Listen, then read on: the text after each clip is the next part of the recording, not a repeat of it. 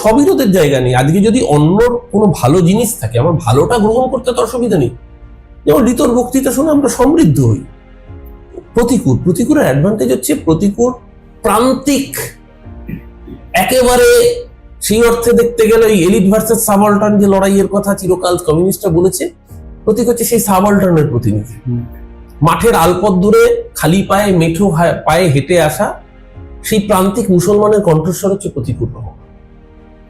তৃণমূল কংগ্রেসে তো হুমায়ুন কবিরও ছিল, চলে গেছে, তাদের কিছু গেছে এসছে, মৌসুম ছিল, কিছু গেছে এসছে।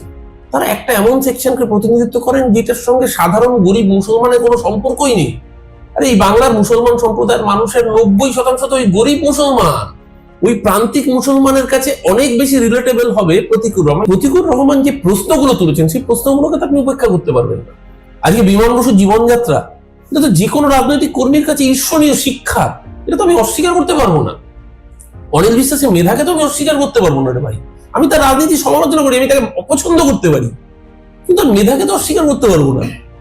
ঠিক ওই একইভাবে যদি কারোর ভালো জিনিস নিয়ে কেউ দলকে সমৃদ্ধ করতে চায়, সেটা যদি মমতাদি অনুমোদন দেন, অভিষেক অনুমোদন দেন, তাহলে ইনফেরিয়রিটি কমপ্লেক্স হবে কেন? যদি আমার যোগ্যতা থাকে তাহলে আমার মধ্যে কেন ইনফেরিয়রিটি কমপ্লেক্স আসবে?